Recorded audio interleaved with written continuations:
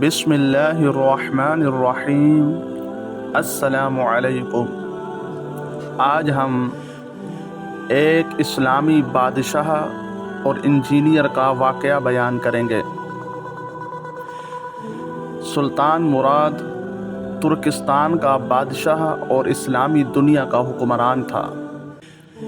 عیسائیوں کی بڑی بڑی حکومتیں اس کے نام سے لرزاتی ڈرتی تھیں۔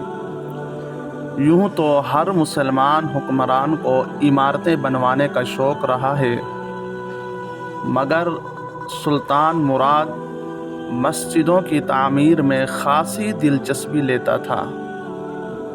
ایک دفعہ اس نے اپنے دل میں ایک مسجد کا نقشہ بنایا۔ مسجد اس کے تخیل کا حسین مرقع تھی۔ اس زمانے میں ایک انجینئر تھا، اس کی بڑی شہرت تھی۔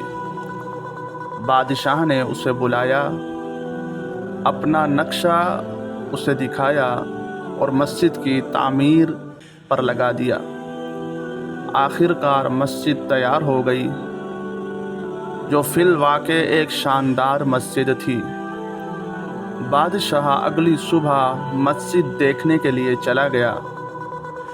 ہر طرف سے اس بادشاہ نے مسجد کو دیکھا، مگر بادشاہ کو یہ عمارت مطلق پسند نہ آئی۔ اس نے حکم دیا کہ انجینئر کا ایک ہاتھ کاٹ دیا جائے۔ حکم کی دیر تھی کہ جلاد نے حکم پایا تو ایک ہاتھ کاٹ دیا۔ انجینئر کو یہ سزا بلا وجہ ملی تھی۔ وہ انجینئر سیدھا قاضی کی عدالت میں جا پہنچا اور اس بادشاہ کے خلاف دعویٰ دائر کر دیا۔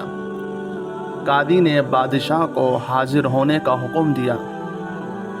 بادشاہ اس قاضی کی عدالت میں حاضر ہوا تو اس نے انجینئر کو وہاں کھڑا پایا۔ اس کے ایک ہاتھ سے خون کے سرخ قطرے گر رہے تھے۔ بادشاہ یہ دیکھ کر گھبرا گیا۔ قاضی نے بادشاہ کے بیانات لیے اور حکم دیا کہ بادشاہ کا ایک ہاتھ کاٹ دیا جائے۔ بادشاہ نے قاضی کا حکم سنا تو اپنا ایک ہاتھ آگے کر دیا۔ جب بادشاہ نے اپنا ہاتھ کٹوانے کے لیے آگے کیا تو ایک دم سے وہاں پر انجینئر بولا، میں نے اپنا انصاف پا لیا ہے، میں بادشاہ کو بغیر کسی دباؤ کے معاف کرتا ہوں اور اس کا یہ ہاتھ نہ کاٹا جائے۔ یہ سن کر انجینئر کی بات کو بادشاہ کی جان میں جان آئی۔ اس نے انجینئر کو بہت سارا مال دیا، بہت سارے اشرفیاں دیں، بہت سارا ساز و سامان دیا اور رخصت کر دیا۔ تو یہ تھا اسلام میں انصاف کا معیار، کہ جس کے لیے عظیم الشان عمارتیں ضروری نہیں، ایک شہر کے لیے بس ایک قاضی ہی کافی تھا۔ نہ کسی وکیل کی ضرورت اور نہ ہی یہ دیکھا جاتا کہ مجرم کوئی وزیر ہے یا کوئی بادشاہ ہے یا کون ہے۔ سب کو ایک ہی کٹہرے میں کھڑا کیا جاتا، انصاف بھی فوری ملتا تھا۔ یہ وہی ستون تھا جس پر اسلامک سپر پاور کی عمارت کھڑی تھی۔